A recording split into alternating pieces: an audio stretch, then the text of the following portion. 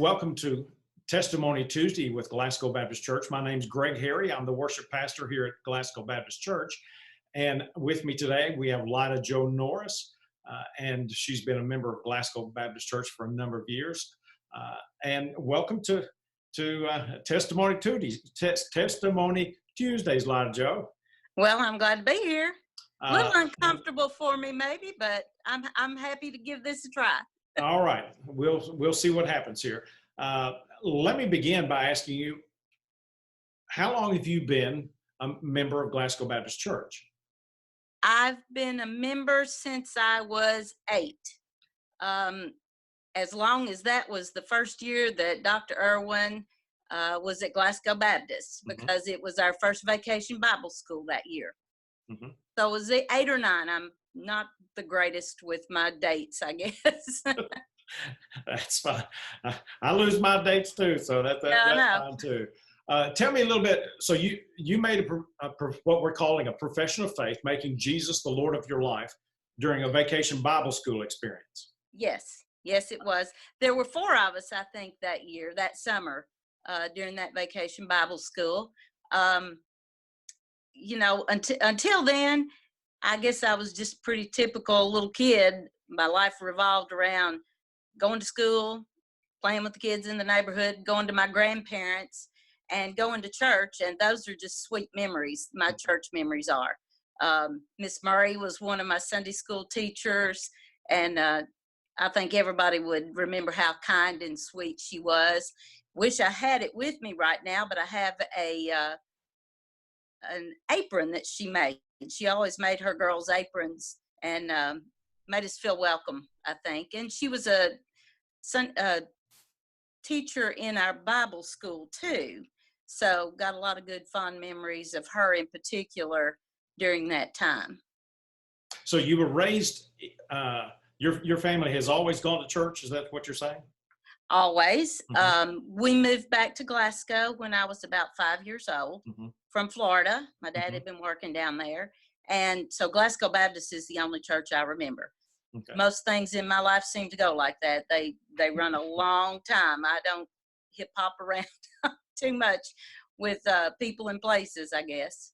So tell me a little bit, or tell us a little bit about what was it that was happening in your heart and mind that led you to the point that you were saying, I want to make Jesus the Lord of my life? Well, I don't think it's going to be a Paul story. There was no big, huge lightning strike or anything humongous. It was just, I think it was more the actions of everyone around me. I grew up in a family where we went to church. My grandparents went to church. The friends that I knew went to church. It was a warm, welcoming place, and the people there, they were giving their testimony to us. I was learning the Bible stories, and I think it was a time of, maybe this isn't the way it's supposed to be, but a time of respect for the older ones around me, the adults around me. And I think I just had this feeling, if they were all telling me that I needed Jesus in my life, then probably that was pretty important and I needed to pay attention. And I think that was just more of the lesson we heard in Vacation Bible School. And so there was no big, huge lightning strike, no big anything. It was more of a small nudge that this is the time. And I was young. I think I understood. I felt like I understood. I believed that I understood what I was doing and what I was saying. But I can't say that it was just a huge change in my life. I was 8. I was probably a little bit naughty at times, but I don't think I was doing anything that I needed a huge life change for, like some people do. And that's kind of it. I don't necessarily remember huge lessons, huge Bible stories, or anything like that. It was just, this is what I need to do. This is the time, and I'm ready.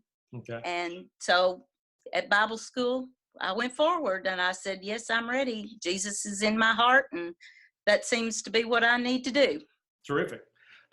Tell us how that has changed your life since then, directed your life. I think probably for a while, I wouldn't have noticed much difference. Probably with most people who are young and accept Christ in their heart, it's probably later on, more into your adult life, that when you're responsible for more, when things go on around you that you notice you're not protected from, I guess you would say, because my parents were protective.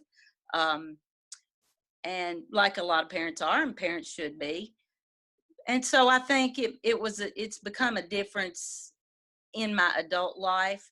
Probably most people at Glasgow Baptist know, or anyway, people who've been there for a long time, that we went through a cancer scare with our younger son when he was 14.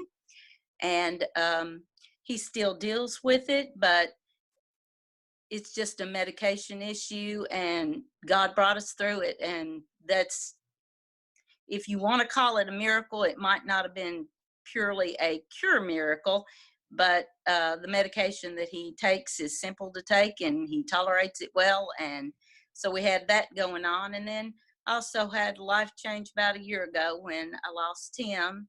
And that's hard, to lose a spouse. Tim being your husband. My husband, yes. So another long-term thing with my life, 41 years that we were together. And it was toward the end when he found his faith again too. That was a comfort to me. It will always be a comfort to me that something I had prayed about for a long time finally came through. It's sad in the way that it had to come through, but better that than not. So I just live with that. That's the comfort I get to live with. Well, excellent. I appreciate you spending some time with us today, sharing your walk with Christ and sharing how that's impacted your life. And thank you, and have a safe travel back. To those watching, let me thank you again for watching today on Testimony Tuesday, and check back on Tuesday next week, and we'll have someone else sharing what Christ has done for them. Thanks for watching, and share this with some folks that you think that would be a blessing to. Take care now. Thanks, Lida, Joe. Bye-bye. You're welcome. Bye.